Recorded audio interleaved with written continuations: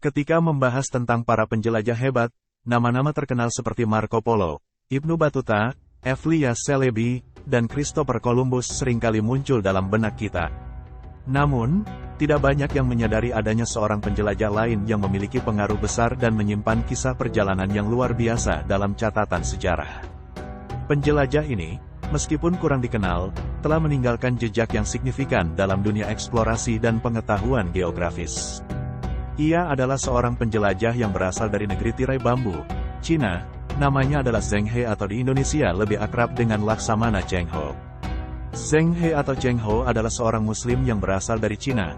Ia adalah seorang pengembara sekaligus seorang diplomat yang hebat. Zheng He dilahirkan pada tahun 1371 Masehi di Cina bagian selatan, di kawasan Yunnan. Nama aslinya adalah Ma He. Di Cina, nama marga dijadikan nama depan bukan nama belakang seperti yang kita kenal pada umumnya. Orang Cina mengenal nama Ma sebagai kependekan dari nama Muhammad. Dalam bahasa Indonesia biasanya menggunakan M. Ayah dan kakeknya pernah berpergian ke Makkah untuk menunaikan ibadah haji. Jadi Zheng memang terlahir sebagai seorang muslim dan keluarganya sejak lama telah menganut agama Islam. Saat Zheng He remaja, tentara dinasti Ming menyerang kampung halamannya. Ia pun menjadi tawanan lalu dibawa ke ibu kota kerajaan saat itu, yaitu Nanjing. Di sana ia dipekerjakan sebagai pelayan istana, dipaksa hidup dalam tekanan dan penindasan. Namun, Cheng Ho kecil tetap bertahan dengan keadaan sulit tersebut. Di balik kesulitan tersebut ada secercah harapan bagi Zheng He. Ia beruntung memiliki akses ke keluarga kerajaan. Oleh sebab itu ia berhasil menjalin hubungan yang akrab dengan salah seorang pangeran di dinasti Ming yang bernama Zhu Di. Benar saja, saat Zhu Di naik tahta menjadi kaisar, Zheng He pun merasakan buah manis persahabatan mereka.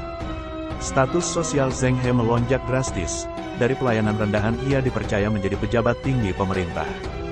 Saat itulah ia diberi gelar kehormatan, Zheng. Semenjak itu ia dikenal dengan sebutan Zheng He. Pada tahun 1405 Masehi, Kaisar Zhu Di memutuskan untuk mengirim sebuah tim ekspedisi untuk menjelajahi dunia. Ia berencana mengirim sebuah kapal laut raksasa untuk mengangkut tim tersebut, dan Zheng He yang angkat sebagai ketua tim ekspedisi. Dalam ekspedisi ini kurang lebih 30.000 pelaut turut serta di bawah komando Zheng He. Antara tahun 1405 dan 1433 Masehi, Zheng He memimpin 7 ekspedisi menuju Malaysia, Indonesia, Thailand, India, Sri Lanka, Iran, Oman, Yemen, Saudi Arabia, Somalia, Kenya, dan wilayah-wilayah lainnya. Dalam satu perjalanan ekspedisinya menuju Makkah, Zheng menyempatkan diri untuk berhaji ke Baitullah di Makkah Al-Mukarramah. Dalam ekspedisi ini, Zheng He bukanlah satu-satunya orang Islam yang turut serta. Beliau juga turut melibatkan para penasihat-penasihatnya dari kalangan kaum muslimin, seperti Ma Huan. Ma Huan adalah penasihat Zheng He yang memiliki kemampuan bahasa Arab yang baik, dan mampu berkomunikasi dengan masyarakat Arab yang mereka temui di sepanjang ekspedisi. Ma Huan menuliskan pengalaman perjalanannya dalam sebuah tulisan. Tulisannya tersebut ia beri judul, The Ying Yai Senglan. Karyanya merupakan sumber yang sangat penting untuk mengetahui kebudayaan manusia di sepanjang Samudera India pada masa itu.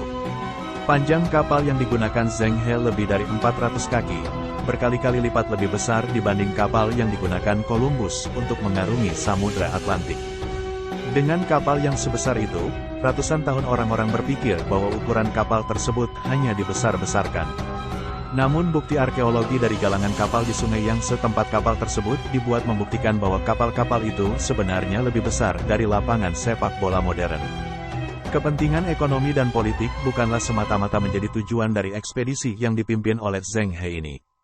Ia dan para penasihatnya senantiasa menyebarkan agama Islam dimanapun mereka berlabuh, contohnya di Indonesia, di Pulau Jawa, Sumatera, Kalimantan dan lainnya. Pada waktu itu, ia juga telah menemukan komunitas Muslim di Indonesia. Islam telah tersebar di Asia Tenggara jauh sebelum pedagang-pedagang Arab dan India datang ke daerah tersebut. Zheng He secara aktif turut serta berdakwah dan terus mendukung perkembangan Islam di wilayah ini. Zheng He membangun komunitas Cina Muslim di Palembang, sepanjang Pulau Jawa, kemudian Malaysia, dan Filipina.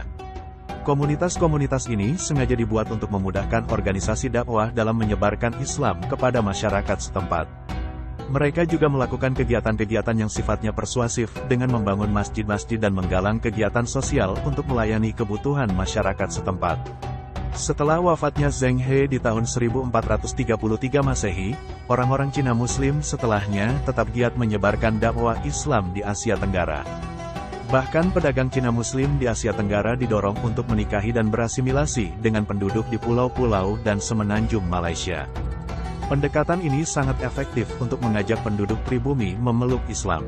Sebagai seorang laksamana, diplomat, prajurit, dan pedagang, Zheng He adalah tokoh sejarah yang fenomenal dalam periodisasi sejarah Islam. Perannya yang multidimensi menjadikannya salah satu figur penting yang berkontribusi besar dalam penyebaran Islam di Asia Tenggara. Melalui ekspedisinya yang mengesankan, Zheng He tidak hanya membuka jalur perdagangan baru, tetapi juga membangun hubungan diplomatik yang memperkuat pengaruh budaya dan agama Islam di wilayah tersebut. Namun sayangnya, setelah wafatnya Zheng He, pemerintah Tiongkok yang berideologi Konfusianisme, Konghucu, menyembunyikan peran penting dari ekspedisi-ekspedisinya.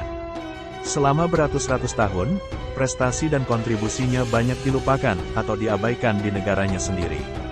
Penjelajahan maritim yang monumental serta dampaknya terhadap perdagangan dan diplomasi internasional tidak mendapatkan penghargaan yang sepatutnya dalam catatan sejarah Tiongkok, membuat banyak generasi tidak menyadari kebesaran sosok Zheng He. Berbeda dengan di kawasan Asia Tenggara, jasanya terus dikenang. Sejumlah masjid diberi nama dengan namanya untuk mengenang jasa dan kontribusinya. Sebagaimana diketahui, Islam tersebar di Asia Tenggara melalui banyak cara: perdagangan, perjalanan para pendakwah, dan migrasi, dan Zheng He adalah seorang pedagang sekaligus pendakwah yang berpengaruh kala itu. Sedikit banyak dari buah usahanya, saat ini Indonesia menjadi negara dengan penganut Islam terbesar di dunia.